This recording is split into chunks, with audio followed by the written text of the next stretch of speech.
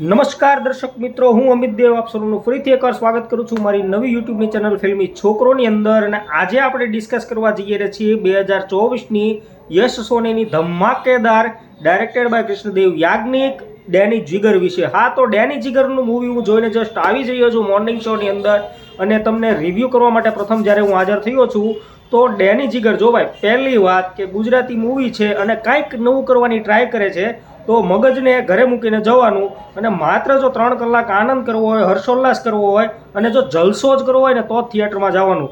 Logic, મગજ, દિમાગ, science, VFX એ બધું સાઈડમાં મૂકી દો, બરોબર। અને મૂવી જોવા માટે જવું હોય તો એક જબરદસ્ત અને 2024નું ધમાકેદાર મૂવીનું ઓપનિંગ આપણને મળ્યું છે ગુજરાતી મૂવી તરફથી। કારણ કે ગુજરાતી મૂવીઓ આવે ઓછા અને હવે તો અત્યારે જો કે હરણફાળ ભરી છે ગુજરાતી મૂવીએ, અર્બન ગુજરાતી મૂવીઝનો ઢગલો થઈ રહ્યો છે, ત્યારે એક આ નવો પ્રકાર છે અને નવો અનુભવ કરાયો છે કૃષ્ણદેવ યાજ્ઞિકે।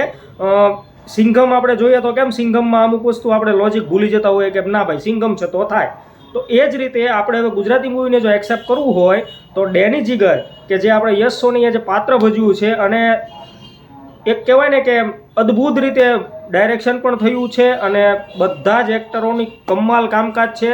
હા, એક્ટિંગ અલગ મૂકી દો, ઓવર એક્ટિંગ અલગ મૂકી દો, ઓવર એક્ટિંગ બધાએ જ કરી છે કારણ કે આખું મૂવી જ ઓવર એક્ટિંગ ઉપર ડિપેન્ડ કરે છે।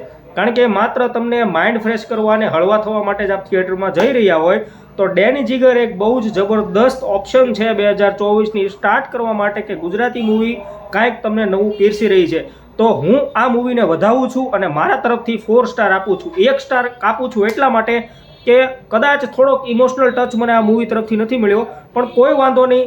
By the way, all the best for the Denny Jigar, Yash Soni, Krishnadev Yagnik. આ મૂવી મને બહુ જ ગમ્યું છે અને આશા કરું છું કે આપ પણ આ મૂવી જોવા જાઓ। આપને મૂવી કેવું લાગ્યું કોમેન્ટ બોક્સમાં જણાવજો।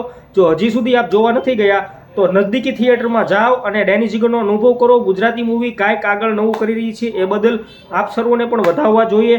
અને હા, મારા અંદાજ પ્રમાણે near about 1100 screen plus release થયું છે, એટલે દરેક તાલુકા જિલ્લાની અંદર આ મૂવી રિલીઝ થયું છે, તો આપના નજદીકી થિયેટરમાં જોવા જાઓ। અને એક મહત્ત્વની વાત કે આ મૂવી લગભગ જો on an average Friday, Saturday અને સન્ડે વીકેન્ડ્સમાં બહુ વ્યવસ્થિત રીતે પબ્લિકનો પ્રતિસાદ મેળવશે, તો મને આશા છે કે આ ગુજરાતી મૂવી ઇન્ડસ્ટ્રીનું સૌથી વધારે કમાણી કરવાવાળું મૂવી બની શકે છે। કલેક્શનની અપડેટ્સ આપણે પછી લઈશું, પણ આ તો મૂવીના રિવ્યૂ હું તમને કહેવા હતો કે મગજને સાઈડ પર મૂકીને જાઓ અને મૂવીનો અતિશય આનંદ માણો। મૂવી ચાલુ થાય કે ત્યાંથી પૂરું થાય ત્યાં સુધી આપને ખબર નહીં પડે અને 2 મિનિટનો પણ કંટાળો નહીં આવે। તો આ હતા મારા રિવ્યૂ, 4 સ્ટાર હું આપું છું। અને હા, એન્જોય કરો મૂવીને। જો આપને મારો વિડીયો ગમ્યો હોય તો લાઇક કરજો, શેર કરજો અને હા, સબસ્ક્રાઈબ કરવાનું ભૂલતા નહીં। મળીએ નેક્સ્ટ વિડીયોમાં, ત્યાં સુધી ડેની જીગર એકમાત્ર।